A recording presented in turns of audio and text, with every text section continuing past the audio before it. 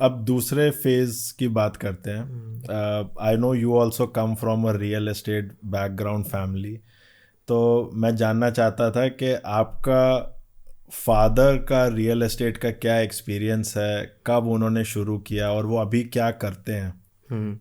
सो मेरे फादर का अलग काम है, ये मेरा काम, हमारा दोनों का काम अलग अलग है, but yes he is in this real estate industry काफ़ी टाइम से. हाँ, he started as a builder. अच्छा। तो उन्होंने दिल्ली बिल्डिंग में? दिल्ली के अंदर करोल बाग पटेल नगर ओह, साइड. तो उन्होंने बिल्डिंग्स बनाना स्टार्ट किया. कौन एंड से साल में?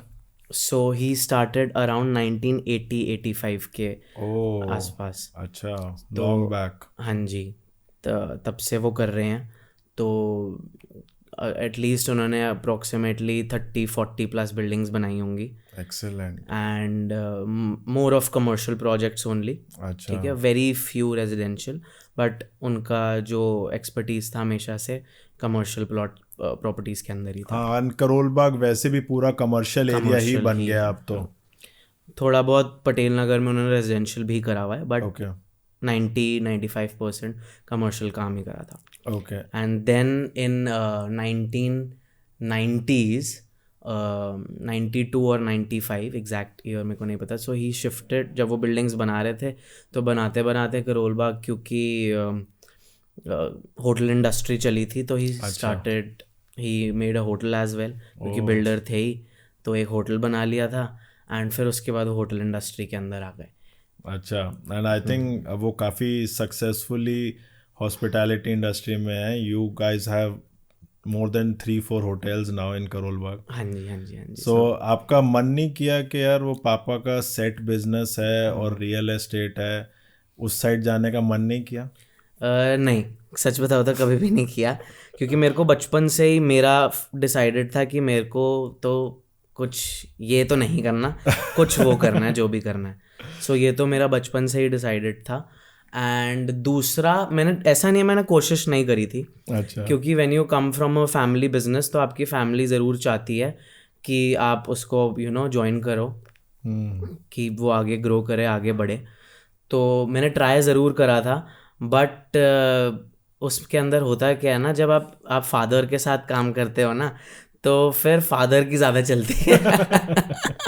तो आप हमेशा इसके अंदर ही होते हो कि पापा बोलते हैं नहीं ऐसे नहीं होता, मैं बताऊंगा. ठीक है. तो फिर हम तो कुछ कर ही नहीं रहे होते. एंड मतलब हमेशा से ये पापा ने ही सिखाया हुआ है कि खुद से करो, खुद से करो, खुद से करो. तो वहाँ पे हम खुद से कुछ करते ही नहीं थे. Okay. And everything is autopilot over there, क्योंकि वो अच्छा, फादर का पहले से बनाया हुआ है, वो ऑलरेडी भगवान जी की, सेट बिजनेस है। हाँ, ब्लेसिंग है कि वो है कि अब वहाँ पे जाके हमें होता था कि हमें बस देखना है. बस कैश गिनना है जाके। कि आपको सिर्फ वहाँ की देखभाल करनी है. ओके। तो बहुत अच्छी चीज़ है, ऑब्वियसली वो उसकी वजह से हम आज इधर बैठे हुए हैं. हाँ, मैं पर्सनली वहाँ पर कुछ प्रोडक्टिव नहीं कर पाता था, तो इसलिए मेरे को वो ज्वाइन करना था, पर बट कभी कर नहीं पाया. ऐसे नहीं लगा कि यार सेट बिजनेस है, हम्म. और ऐसा क्यों लगा आपको कि मुझे खुद से कुछ करना है, जबकि पता है कि हार्ड जर्नी है, एक्टर बनना बहुत हार्ड है, प्रोबेबिलिटी ऑफ सक्सेस बहुत कम है, एंड कंटेंट क्रिएशन में भी जब आप घुसे होगे तो भी it is very hard to crack. और इधर एक आसान लाइफ है, इधर हार्ड लाइफ है। हार्ड लाइफ की तरफ क्यों बढ़े फिर आप आगे? जितना मर्जी हो जाए, it is not my baby. Okay. वो मेरे फादर का बेबी, उनके बनाया हुआ है. ओके। उनके और उनके ब्रदर की बनाई हुई वो चीज़ है. तो मैंने बचपन से, यस मैं उसका पार्ट ज़रूर हूँ, बट मेरे को कभी ये नहीं फील होता कि ये मैंने बनाया हुआ है. हमेशा एक हमेशा ये चीज़ होएगी कि ये मिली है. हम्म। ठीक है, मेरे को पर्सनली वो चीज़ कभी नहीं चाहिए थी. मुझे था कि मुझे जो करना है मुझे खुद से बनाना है, खुद से करूँगा, चाहे फेल हो उसमें कोई प्रॉब्लम नहीं है. ठीक है, बट जो करना है खुद से करना है, खुद का बनाना है. ओके। एंड बीच में मैंने देखा था आपने गुड़गांव में भी रियल एस्टेट किया था, एंड आप कुछ टाइम के लिए शायद ब्रोकर भी बने थे, रियल एस्टेट इंडस्ट्री में भी आपने ट्राई किया था। वो एक्सपीरियंस कैसा था? थोड़ा सा उस फेज़ के बारे में बताओ कि आपको अच्छा लगा कि नहीं लगा, कुछ सीखने को मिला या नहीं मिला जब आप सेल्स में घुसे, और वो भी रियल एस्टेट सेल्स में।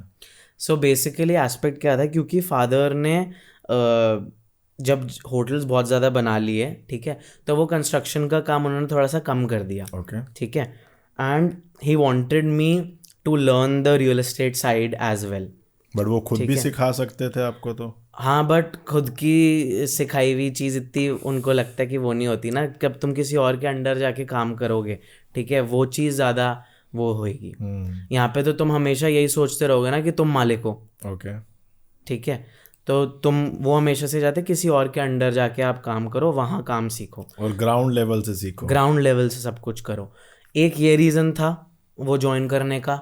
दूसरा रीज़न एक और था कि क्योंकि उस टाइम कंटेंट क्रिएशन से और उससे कोई अर्निंग नहीं स्टार्ट हुई थी, ओके, ठीक है, कोई अर्निंग नहीं स्टार्ट हुई थी, एंड होटल पे बैठना नहीं था खुद का ही करना था, वो भी एक ज़िद थी। तो फैमिली बोलती थी कि पैसे कैसे कमाएगा, ओके, ठीक है, तो मैंने ये सोचा था कि ठीक है ये वाला चीज़ करते हैं, क्योंकि अगर इंटरेस्ट था बचपन से कोई एक चीज़ में तो ये बिल्डिंग्स में प्लॉट्स में ज़रूर था, ठीक है, ये वाली चीज़ में, क्योंकि बचपन से पापा लोग की ये वाली बातें सुनते रहते थे, ठीक मतलब है, वो तो खून में ही आ चुका था रियल एस्टेट। और वो फैंटेसाइज भी करती है क्योंकि such big numbers are involve, कि इतने बड़े बड़े नंबर्स इन्वॉल्व होते हैं, तो सुन के भी मज़ा आ रहा होता है, करोड़ों की बातें हो रही होती करोड़ों की बातें हो रही होती हैं। इसीलिए फिर आगे किसी और को, क्या आपको ही ज्वाइन किया था आपकी फर्म को ही ज्वाइन किया था।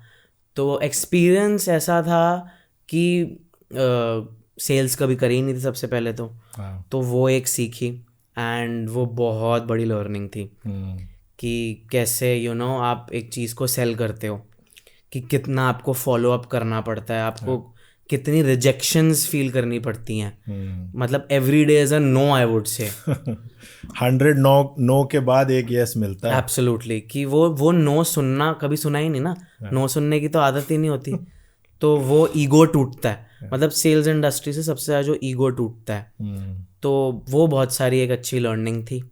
आप भले कुछ भी करो, आप कंटेंट क्रिएटर हो, भले आप डॉक्टर हो, भले आप इंजीनियर हो, अगर आपको सेल्स करना नहीं आता ना तो आपके लिए किसी भी बिजनेस में सक्सेस बड़ा मुश्किल हो जाता है।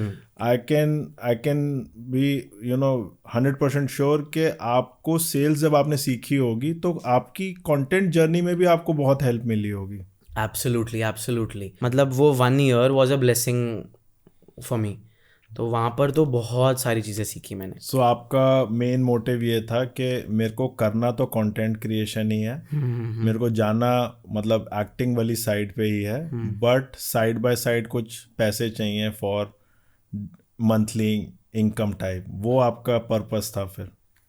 एब्सोल्युटली, बट ये मैंने घर वालों को नहीं बताया था ना ये मुझे पता था, समवेयर डाउन द लाइन मुझे ये पता था कि मुझे इवेंचुअली वहाँ जाना है, ठीक है, चाहे मैं आज 1 साल हो सकता है वो काम मैं ना भी करूँ, हो सकता है वो नहीं होगा काम, कि अभी पैसे कमाना ज़्यादा ज़रूरी है, क्योंकि अगर आप पैसे नहीं कमाते eventually, I am not saying कि money is the most important thing, but money से होता क्या है ना, वरना सामने वाला इंसान आपकी कोई वैल्यू ही नहीं समझता, ठीक है, आपके तो चलो आपके ड्रीम्स बहुत अच्छे हैं, आपके कॉन्सेप्ट्स बहुत क्लियर होंगे, पर अगर आप कुछ कमा ही नहीं रहे तो सामने वाला है तो बातें हैं, बातों की वैल्यू नहीं होती, आपके लिए बहुत होगी and that is very good, वो बहुत ज़्यादा ज़रूरी है, तुम्हारा वो सोचना, तुम्हारा वो गोल है, क्योंकि तुम वो सोच सकते हो, बट प्रेजेंट में अगर आपको प्रेजेंट को भी तो किल करना, क्रैक करना ज़रूरी होता है। सो उस टाइम, उस मोमेंट में प्रेजेंट के लिए वो चीज़ ज़रूरी थी कि अपने आप को फाइनेंशियली स्टेबल करना, एंड अगेन मेरे को होटल से नहीं करना था मेरे को फादर के थ्रू नहीं करना था।